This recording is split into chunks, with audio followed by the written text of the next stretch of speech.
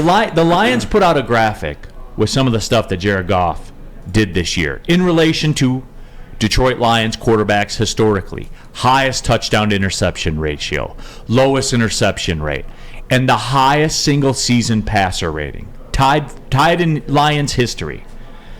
Critical question to you guys as we recreate all these numbers. How the hell did they miss the playoffs? Like, for real. Lowest turnovers in the league.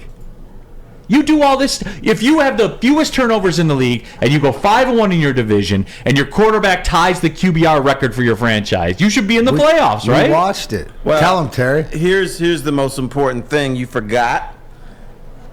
Winners play defense. Oh, yeah. And the Lions didn't play defense the first 6 or 7 games of the season.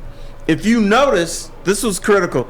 The offensive stats went down a little bit when they started to win. Why? Because the defense was functional. You know, all this offensive stuff, that's cute for you young kids, and God bless you, and you have a good time with all the offensive stats. But bottom line, if you're going to win, you have to have some semblance of a defense. And they had none. There were times the Lions were scoring and scoring and scoring. So was the opponent. They stayed one step ahead of them early in the season. Then the defense became decent and things settled down and they started to win. D-Mac, if I gave you those numbers, if I told you that Jared Goff would set the franchise record for QBR, you'd have the fewest turnovers in the league, you'd win 8 of the last 10 games. If I gave you all those numbers and said, all right, D-Mac, you're going to bet that the Lions you'd bet your life on it, would you not? Well, here's the thing. I wouldn't. The thing is, it doesn't work for me because I watched every minute of every single game, so I know exactly how we got here and how dismal it was, and it goes to show you.